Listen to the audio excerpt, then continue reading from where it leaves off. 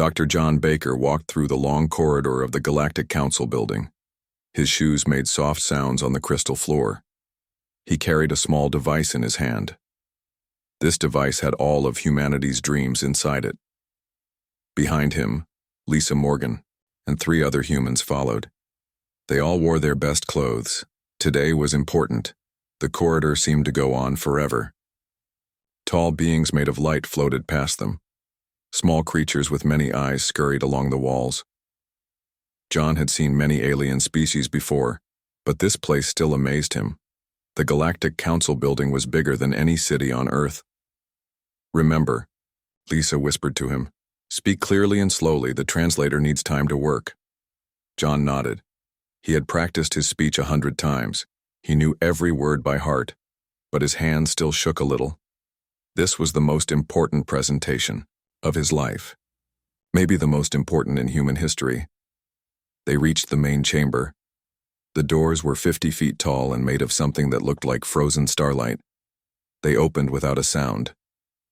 John took a deep breath and walked inside. The chamber was enormous. Thousands of aliens sat in floating seats arranged in circles. Some aliens were made of crystal. Others looked like clouds with eyes. A few seemed to be living rocks. In the center was a platform where speakers stood. Ambassador Vextar floated above everything. The Vextar species led the council. They were beings of pure energy wrapped in crystal shells. This one glowed bright blue, which meant it was paying attention. "The council recognizes Earth." Vextar's voice filled the chamber. It sounded like singing wind. "Dr. John Baker may speak." John walked to the center platform. His device projected a hologram into the air. It showed a giant ring in space glowing with blue energy. "Members of the Galactic Council," John began. His voice was steady now. "Humanity comes before you with a proposal. We want to build something new. Something that will help every species in the galaxy." The hologram changed. Now it showed 2 star systems connected by a glowing tunnel. "We call it the Quantum Bridge," John continued. "It will let ships travel between star systems in hours instead of years. No more generation ships. No more losing contact with colonies for decades." A sound filled the chamber. It took John a moment to realize the aliens were laughing. Not all of them made sounds humans would call laughter, but he could tell they found his idea funny. A creature that looked like a giant jellyfish spoke up. "Young human, do you understand what you suggest? The energy needed would be more than your sun produces in a year." "We have solved that problem," John replied. He changed the hologram to show complex equations. Another alien, this one looking like a metal spider, clicked its legs. "The mathematics are wrong. You cannot fold space at that scale. The universe itself would tear." "Our calculations work," John insisted. "We have tested the theory on a small scale." Ambassador Vexistar pulsed with a different color now, pink, which meant amusement. "Humanity has been in space for only 200 years. The Keloth Empire has studied physics for 30,000 years. If this were possible, they would have built it." The Keloth representative, a being made of liquid metal, shaped itself into something like a face. "The human speaks of impossibilities. Their species still uses fusion reactors. They have not even mastered zero-point energy." John felt his face grow hot. He clicked his device again. New images appeared. Detailed plans, test results, prototype components. "We know it sounds impossible," he said. "But humans have a history of doing impossible things. We flew before we fully understood aerodynamics. We went to our moon with computers less powerful than a modern calculator. Enough," Vextar interrupted. The crystal being's glow turned deep purple. "The Council has heard similar claims before. Young species often dream beyond their abilities." Lisa stepped forward. As Earth's main diplomat, she had the right to speak. "Ambassador Vexistar, we ask only for a chance. Give us access to the exotic matter we need. Let us try." A new voice joined the discussion. The Zephyrians were beings of pure thought who needed artificial bodies to interact with physical species. This one spoke through a mechanical form that looked like a butterfly made of glass. "The danger is too great," the Zephyrian said. A mistake could destroy entire star systems. Humanity asks to play with forces it cannot understand. We understand. More than you think, John protested. Do you? The Zephyrian challenged. Tell us, human, what happens when a quantum field collapses at stellar scale? How do you prevent cascade resonance in folded spacetime? What safeguards exist against dimensional bleeding? John opened his mouth to answer, but the questions came too fast. Some used concepts he had never heard of. The chamber filled with more alien laughter. Dr. Sam Miller, who had helped design the bridge concept, stood up from the human section. We can answer all those questions. Our research— Silence, Vextar commanded. The one recognized to speak is Dr. Baker. John felt sweat on his forehead. The presentation was falling apart. He tried one more time. Please, he said. Look at human history. We have always reached beyond what seemed possible. The quantum bridge will work. We will prove it. The council members turned to each other. They spoke in ways humans could not hear or understand. Colors flashed, energies pulsed. The air itself seemed to vibrate with their communication. Finally, Vextar spoke again. The council has decided. Humanity's request is denied. The project you propose is classified as impossible. You may not access exotic matter. You may not build this bridge. The words hit John like a physical blow. Years of work, countless hours of research, all dismissed in minutes. Furthermore, Vextar continued, the council recommends humanity focus on projects suited to your level of development. Perhaps improved fusion reactors or basic gravity manipulation. Things within your grasp. The crystal being's glow softened to a paternal yellow.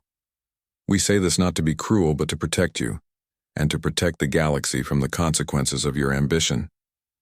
John stood on the platform, his hologram still glowing above him.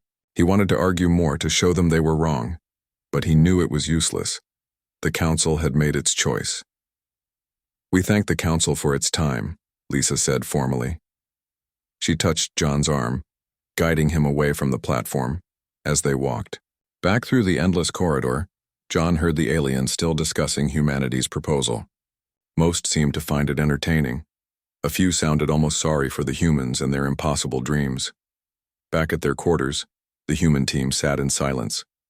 Pete Johnson, one of the engineers, finally spoke. So that's it? We just give up? They said no, Amy Davis replied. She was their quantum specialist. Without exotic matter, we can't build the bridge. Since when do we let anyone tell us what we can't do? Carlos Rivera asked. He managed their prototype facility on Mars. Dr. Emma Clark, their theoretical physicist, pulled up equations on her tablet. The math does work. I don't care what they say. The math works. John looked around the room at his team. He saw frustration, anger, and disappointment, but he also saw something else. The same look he had seen in history videos of the first rocket scientists, the first aircraft designers, the first of everything that had once been called impossible. They said we can't do it, John said slowly. They said it's impossible. So? Sam Miller asked. John smiled for the first time since the presentation. So we do it anyway. We find our own exotic matter. We build our own facilities. We prove them wrong. That would mean going against the Galactic Council, Lisa warned. There could be consequences. There are always consequences for progress, John replied. The question is, do we accept their limitations, or do we show them what humanity can? Really do? One by one, the team members nodded. They all knew the risks. They all knew the challenges ahead. But they also knew something the aliens did not seem to understand about humans. Tell a human something is impossible, and they will work. Twice as hard to prove you wrong. The meeting with the Galactic Council was over, but humanity's real work was just beginning. 6 months had passed since the Galactic Council meeting. The asteroid belt between Mars and Jupiter looked the same as always to most observers. But if someone looked very carefully at asteroid 2419b, they might notice something strange. Sometimes, ships arrived there and disappeared. Sometimes the rock itself seemed to shimmer. Inside the asteroid, Dr. John Baker watched workers in spacesuits cutting rooms out of solid rock. They used tools that made no sound in the vacuum. The only light came from their helmet lamps and the distant sun. Section 7 is ready, Captain Mike Roberts reported over the radio. He had been a military officer before joining the project. Now he ran all construction operations. Good, John replied. We start installing the quantum field generators tomorrow. Station Alpha 7 was taking shape. From outside, it looked like a normal mining operation. Robots carried ore to processing machines. Transport ships came and went on regular schedules. But deep inside the asteroid, humans were building something very different. Dr. Emma Clark floated through the main lab, checking readings on dozens of screens. Her red hair was tied back in a ponytail that moved like a snake in zero gravity. She had solved 3 impossible equations since breakfast. The field harmonics are stable, she told her assistant, Tim Watson. But we need more power for the next test. Tim nodded and made notes on his tablet. He was only 25, the youngest member of the team, but he understood quantum mechanics better than professors 3 times his age. The door hissed open. Lisa Morgan floated in, looking worried. As Earth's lead diplomat, she handled all the project's political problems, and there were many. The Keloth Empire sent another probe past Mars, she said. It scanned in our direction for 7 minutes. Did it detect anything? John asked. Not that we can tell. Our stealth field's held, but they're getting suspicious. John rubbed his tired eyes.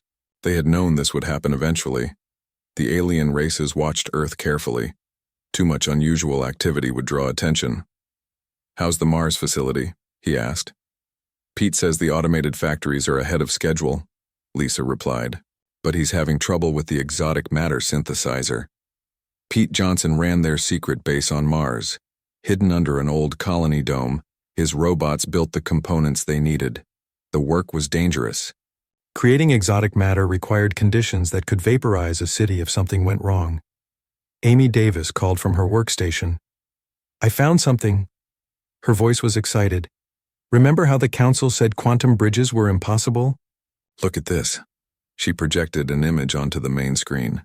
It showed an old document covered in alien writing. This is from the Vextar archives.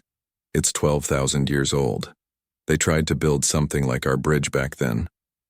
What happened? Emma asked. They gave up, Amy said with a grin.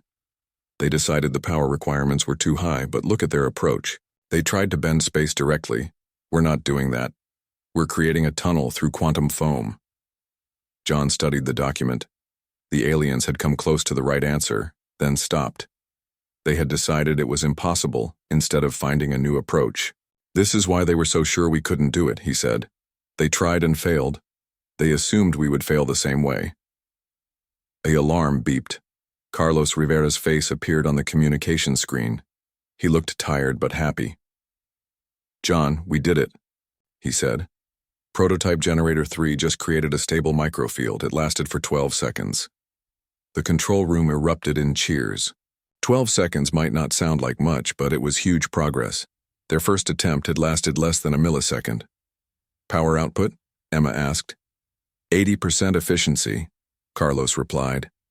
We're getting closer to breaking even on energy. Input. This was the key to everything. The bridge would need enormous amounts of power. If they could not make the process efficient, the whole project would fail.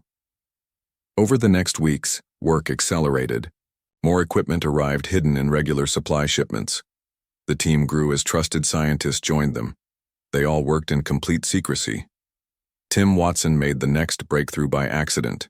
He was calibrating a field generator when he connected. 2 circuits wrong. Instead of shutting down, the machine created something unexpected. Dr. Clark, he shouted. Come look at this. Emma floated over to his station. On the screen, a tiny hole had appeared in space itself. Through it, they could see stars that should have been blocked by the asteroid. Is that? Emma whispered. Wormhole, Tim confirmed. It's only a few atoms wide, but it's stable. John arrived just as the tiny portal winked out of existence, but the instruments had recorded everything. Play it back, he ordered. They watched the data again and again. The wormhole had connected 2 points in space about a meter apart. It had lasted 3.7 seconds before collapsing. "This changes everything," John said. "We have proof of concept. Now we scale it up." Word spread quickly through the station. For the first time, building the quantum bridge seemed really possible. Not just equations on a screen, but real bent space. But their success brought new problems. The energy spike from Tim's accident had been detected by a Zephyrian science vessel passing near Jupiter. The alien sent a polite message asking about unusual readings from the asteroid belt. Tell them it was a mining explosion, John decided. Old unstable explosives. Lisa handled the communication expertly. The Zephyrians seemed to accept the explanation. But everyone knew they would watch more closely now. Security became tighter. All messages used quantum encryption. Supply ships took random routes. Workers signed agreements that would ruin them financially if they talked. One night, John floated alone in the observation dome. He looked out at the stars, thinking about how far they had come, and how far they still had to go. Mike Roberts joined him. The construction chief had finished his shift but could not sleep. "Do you think we're doing the right thing?" Mike asked. "Going against the council like this?" John was quiet for a moment. Then he pointed at Earth, visible as a blue dot in the distance. "Humans have always pushed boundaries," he said. "We've always reached for what others said we couldn't have. That's who we are. But what if they're right? What if it really is too dangerous?" "Then we'll be very careful," John replied. "But we won't stop. Not when we're this close." A message alert interrupted them. It was from Amy, who was working the night shift. "Come to Lab 3, her voice said. "You need to see this."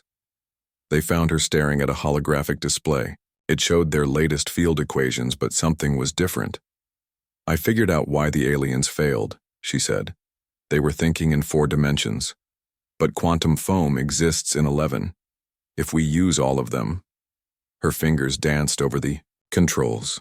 The equations transformed, becoming both simpler and more complex at the same time. "The power requirements dropped by 90%, she finished. "We can do this with fusion reactors. We don't need zero-point energy." John felt his heart racing. This was the breakthrough they needed. With fusion power, they could build the bridge, using technology Earth already had. "How soon can we test it?" he asked. "Give me 2 weeks to refine the calculations," Amy said. "Then we'll know for sure." As John returned to his quarters, he thought about the Galactic Council. They had been so certain humanity would fail. They had judged humans by their own limitations. They were about to learn how wrong they were. The impossible was becoming possible, one breakthrough at a time, and humanity was not going to stop until they proved it to the entire galaxy.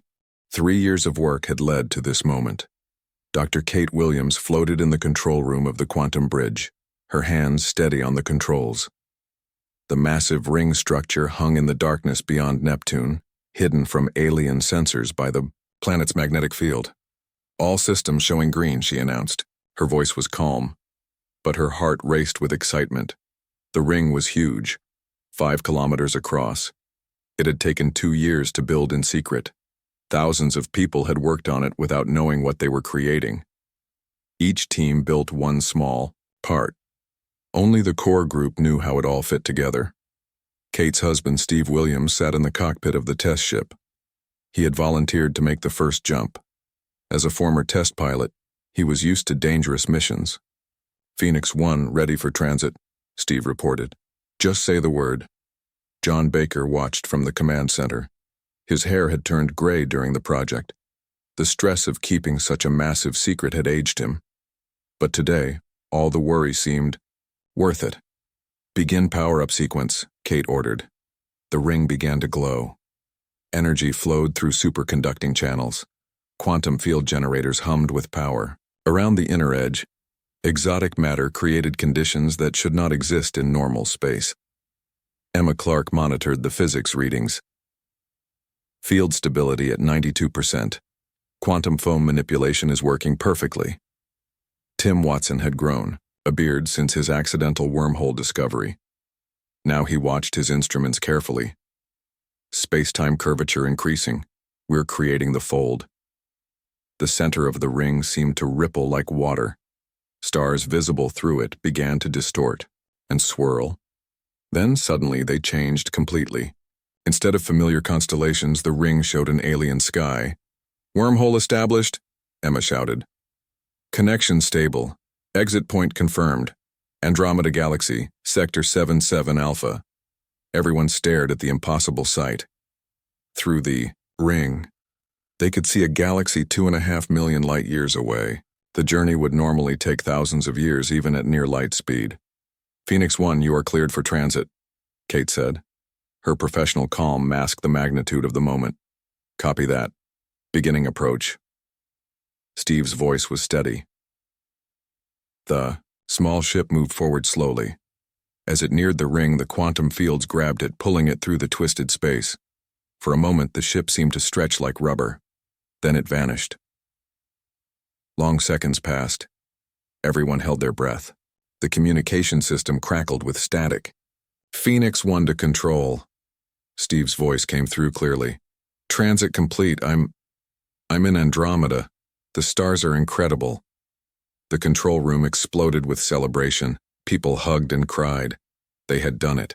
They had built the impossible. Beginning. "Return transit," Steve reported, activating return beacon. A second ring, much smaller, had been sent through first. It acted as an anchor point for the return journey. Steve's ship appeared again in the main ring, intact and functioning perfectly. "Get him to medical," John ordered. "Full examination." While doctors checked Steve for any effects of the transit, the team pored over the data. Everything had worked better than their best predictions. 17 minutes, Kate said in wonder. He crossed between galaxies in 17 minutes. Jenny Thompson, their communications officer, had tears of joy on her face. "We need to tell Earth. This changes everything." "Not yet," John said. "We run more tests first, make sure it's completely safe." Over the next days, they sent unmanned probes through the bridge. Each journey provided more data. The wormhole remained stable. Power consumption was manageable. There were no signs of the dimensional bleeding the Zephyrians had warned about, but their success could not stay secret much longer. The energy signature of an active wormhole was hard to hide. Director Beth Anderson called an emergency meeting. "The Keloth have detected something," she said. "Their patrol ships are changing course toward the outer system." "How long until they arrive?" John asked. 6 days at their current speed. Maybe less if they increase power. John made a decision. "We accelerate the test program, get as much data as possible before they get here." The team worked around the clock. They sent larger objects through, cargo containers, small asteroids, even an old mining ship. Everything arrived at the other end perfectly. Amy Davis made another breakthrough during the tests. "Look at these readings," she told Emma. "The bridge doesn't just fold space. It creates a stable tunnel through quantum foam. We could maintain permanent connections." "You mean we could keep bridges open continuously?" Emma asked.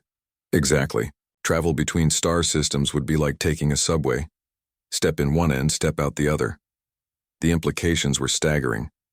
Not just faster travel, but instant communication across the galaxy.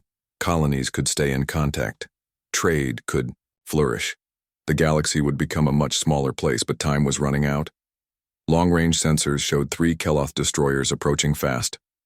They would arrive in less than 12 hours. "Options?" John asked his senior staff.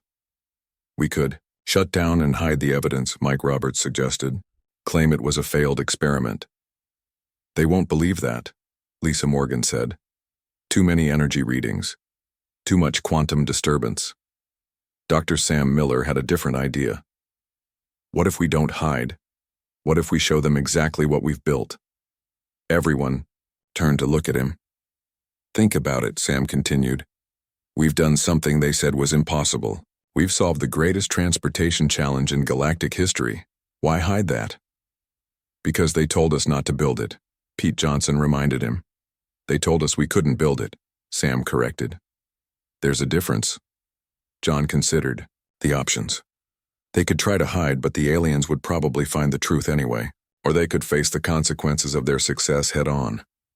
"Prepare for a full demonstration," he decided. When they arrive, we show them what humanity has accomplished. The hours ticked by. The team prepared their best data, their most impressive test results. When the Keloth ships dropped out of hyperspace, the humans were ready. The lead destroyer transmitted a harsh message. Humans, you are conducting unauthorized experiments. Cease all activity immediately. Instead of shutting down, John ordered the ring powered to full capacity. The wormhole blazed to life, connecting to a point near Earth's moon. The message was clear. Humanity had succeeded where everyone else had failed. The Keloth commanders' next transmission sounded different, less angry, more amazed. This is... How did you... The power requirements alone... We found a better way, John transmitted back. Would you like to see the data?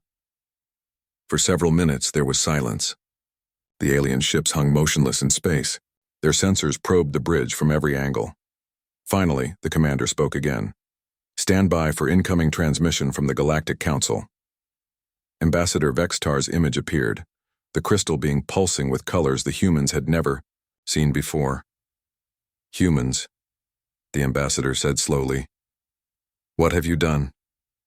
John stepped forward.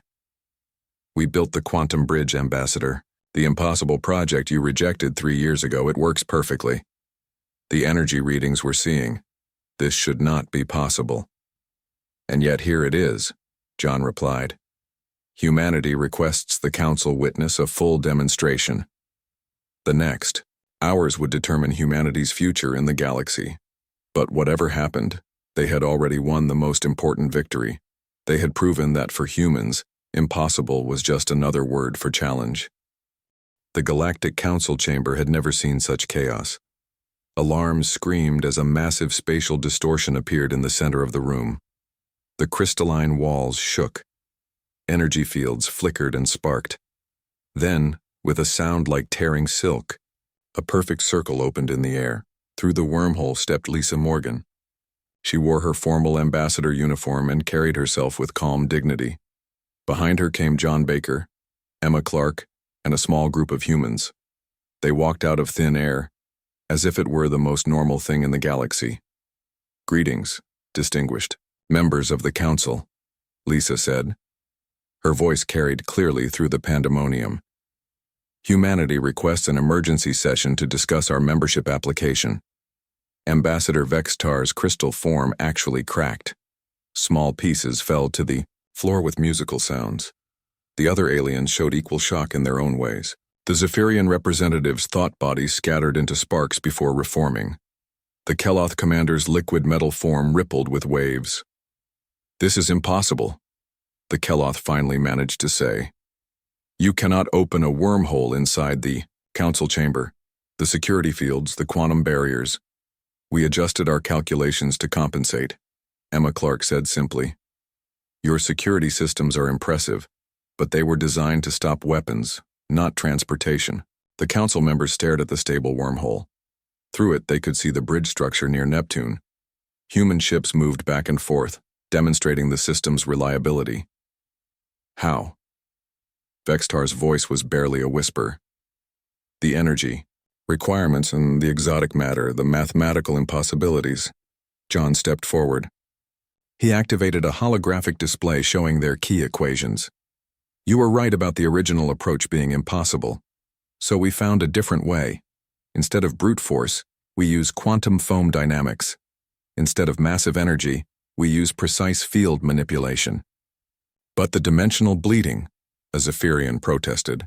The cascade resonance, the space-time fractures. All solved, John replied. He showed more data.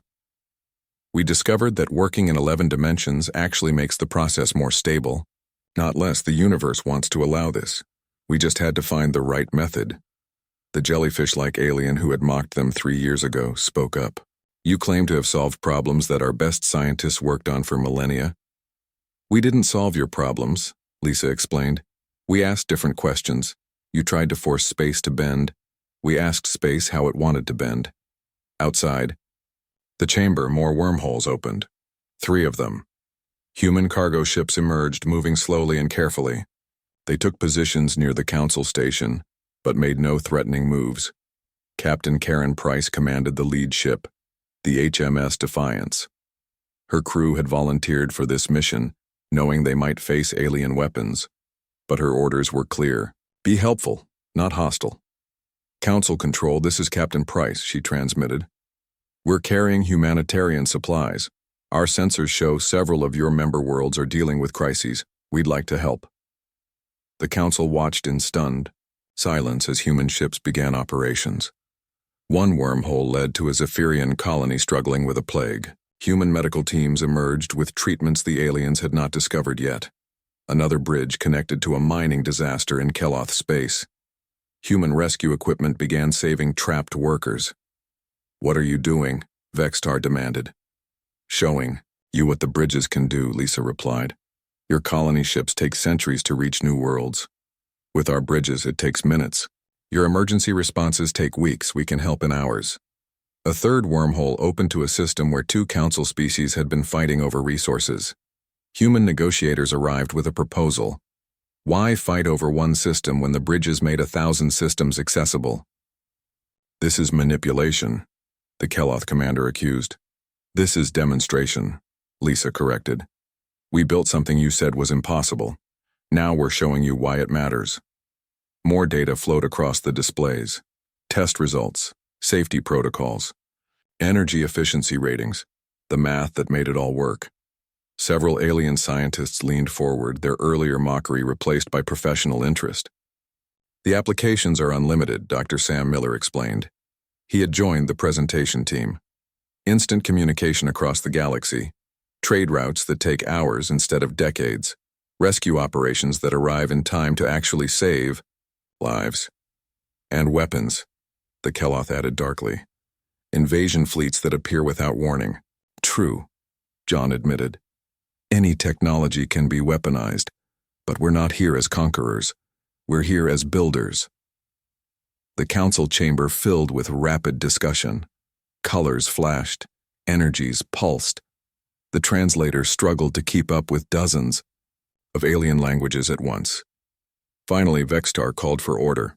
The crystal being had regained some composure, though cracks still showed in its shell. Humans, the ambassador began, you have violated direct council instructions. You pursued forbidden technology. You conducted experiments that could have destroyed entire star systems. And we succeeded, Lisa said firmly. We took every precaution. We tested thoroughly. We made it work. That is beside the point. That is exactly the point, Lisa interrupted. The breach of protocol made several aliens gasp. You told us it was impossible because you couldn't do it. You never considered that someone else might find a way. She gestured to the still open wormhole. Look at it. Stable, safe, revolutionary. This is humanity's gift to the galaxy. But we won't force it on anyone. We're asking to join the council as equals, to share this technology properly. A new voice joined the debate. The Aldebaran Collective had been silent until now. They were one of the oldest council races, beings of pure energy who rarely involve themselves in politics. The humans have done something remarkable, the collective said. Their voice sounded like singing stars. Not just the technology. They've shown us our own limitations. We have become too comfortable with what we believe is impossible. Other voices joined in, some still angry but many curious. The medical reports from the plague colony showed incredible results. The rescue operations had saved hundreds of lives. The peace negotiations were making progress. You want full council membership? Vextar asked. We've earned it, Lisa replied. We've contributed something no other species could. We've shown that the impossible is only impossible until someone does it. The debate continued for hours, rules were quoted, precedents examined. But through it all, the wormholes remained open. Human ships continued their humanitarian missions. The evidence of success grew overwhelming. When the vote finally came, it was not even close. 3/4 of the council voted to admit humanity. Not just as members, but as full partners in galactic civilization. There are conditions, Vextar announced. The bridge technology must be shared. Safety protocols must be approved. Usage must be monitored. Agreed, Lisa said immediately. We expected nothing less. As the session ended, aliens crowded around the human delegation. Questions flew from every direction. How did the bridges work? Could they be adapted for other uses? What other impossible things were humans working on? John found himself explaining equations to beings who had mocked him 3 years ago. Emma was surrounded by alien physicists eager to understand quantum foam dynamics. Tim Watson showed off the control interfaces to fascinated engineers. You've changed everything, Vextar said privately to Lisa. The crystal being's glow had shifted to something like respect. The galaxy will never be the same. That's the point, Lisa smiled. Humans don't accept limitations. We push boundaries. We do the impossible. As the first council session ended, wormholes began opening across the galaxy. The new age of instant travel had begun, and at the center of it all stood humanity, the species that refused to accept that anything was impossible. The stars were no longer distant points of light. They were destinations, just a step away. The impossible had become reality, and the galaxy would never be the same. 1 year later, the galaxy had transformed completely. Ben Taylor stood in the control room of Bridge Station Prime, the hub that managed the entire quantum bridge network. Holographic displays showed 147 active connections across the galaxy. Ships from dozens of species passed through the bridges every minute. Bridge 7 requests extension to the Helix Nebula, his assistant Alice Green reported. She had joined the team just 6 months ago but already handled complex operations with ease. Approved, Ben said. Tell the construction crew they can start tomorrow. Through the observation window, he watched a Vextar crystal ship emerge from Bridge 3. It carried medical supplies to a human colony. Right behind it, a human cargo vessel headed for the Keloth homeworld with rare minerals. The impossible had become routine. In her lab on Luna Station, Dr. Nancy White published her latest findings on quantum mechanics. The galaxy's greatest minds studied her work eagerly. Universities on 100 worlds taught courses based on human physics. The species once called primitive now led the cutting edge of science. Interesting development, Nancy told her colleague during a break. The Zephyrians want to adapt our bridge technology for their thought transfer networks. They think they can send pure consciousness through quantum foam. 6 months ago, they said our math was wrong. Her colleague laughed. Ambassador Lisa Morgan met with Vextar in the newly built human embassy. The crystal being glowed with warm colors, a sign of friendship that would have been unthinkable a year ago. The Outer Rim colonies send their gratitude, Vextar said. The bridges have ended their isolation. Some hadn't had contact with the core worlds for centuries. That's what the network is for, Lisa replied. Bringing the galaxy together. Vextar's glow shifted to a more serious hue. I owe you an apology, Ambassador. When humanity first proposed the bridges, I was dismissive. We judged you by our own failures, not your potential. No apology needed. Lisa smiled. Someone had to be the first to say impossible. It motivated us to prove otherwise. Around the galaxy, the changes continued. The plague that had threatened the Zephyrian colony was cured using human medical knowledge combined with alien biology. Trade flourished as goods moved instantly between star systems. Scientific collaboration reached new heights with researchers working together in real time across vast distances. At the Mars facility, Pete Johnson gave a tour to a group of alien engineers. The once secret factory now operated openly, producing bridge components for the entire network. This is where we synthesize exotic matter, he explained. The process requires precise quantum field manipulation at the subatomic level. A Keloth engineer raised a metallic appendage. How did you solve the stability problem? Our scientists tried for centuries without success. We didn't think of it as a problem, Pete replied. We thought of it as a puzzle. Every puzzle has a solution if you look at it from the right angle. Captain Mike Roberts commanded the construction of Bridge 148, connecting the galaxy to the Andromeda Galaxy permanently. What had once been an impossible journey of millions of years was now a simple commute. Final alignment complete, his crew reported. Ready for activation. Initiate quantum field, Mike ordered. The space before them rippled and twisted. Stars, blurred and reformed. Then the bridge stabilized, showing the spiral arms of humanity's neighboring galaxy. Bridge 148 online, he announced. Andromeda is now 5 minutes away. Back on Earth, children learned about the Quantum Bridge Network. In school. To them, instant travel across the galaxy seemed normal.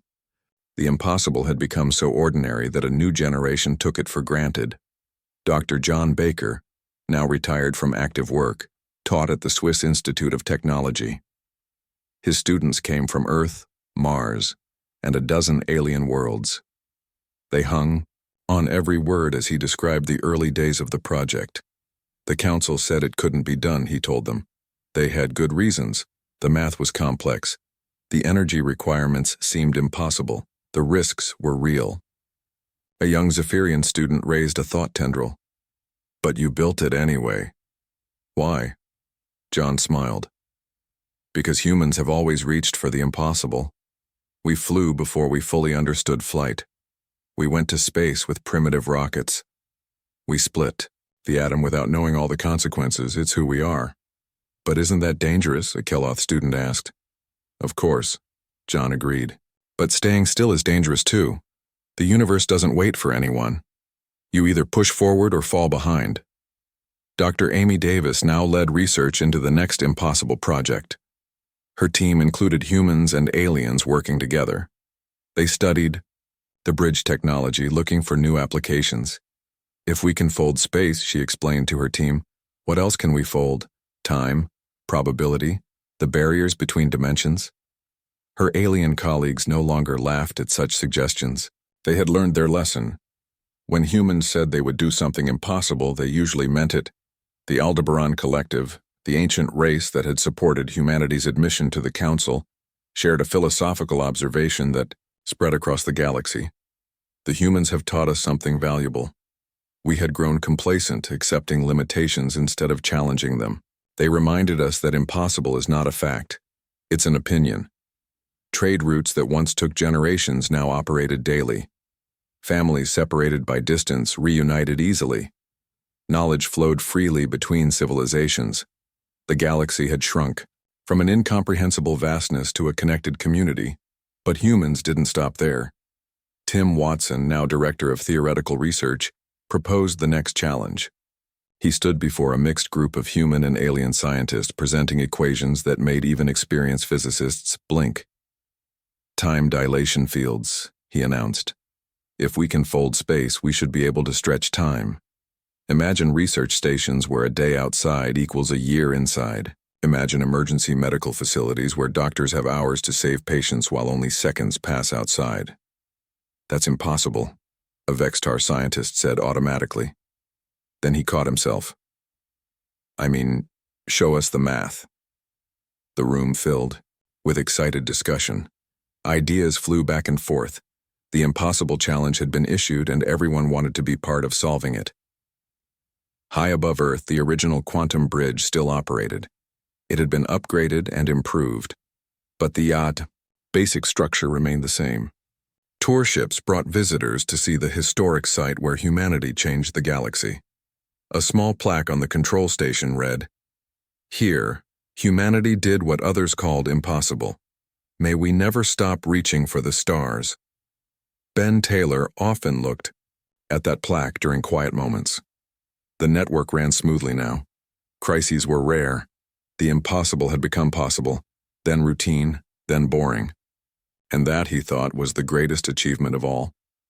But humans weren't satisfied with just one impossible achievement. Already, new projects were starting. Darker matter manipulation, parallel universe detection, consciousness transfer, each one declared impossible by someone, somewhere, and each one a challenge that humans couldn't resist, because that's what humans did. They looked at the impossible, rolled up their sleeves, and got to work. The Quantum Bridge Network was just the beginning. The galaxy had learned an important lesson. Never tell humans something can't be done. They'll take it as a challenge, and they'll prove you wrong. The stars still shone in the night sky. But they no longer seemed distant and unreachable. They were neighbors now, connected by bridges built from human determination and dreams. The impossible had become reality, and the universe would never be the same. And somewhere on Earth, a child looked up at those stars and dreamed of the next impossible thing humanity would build.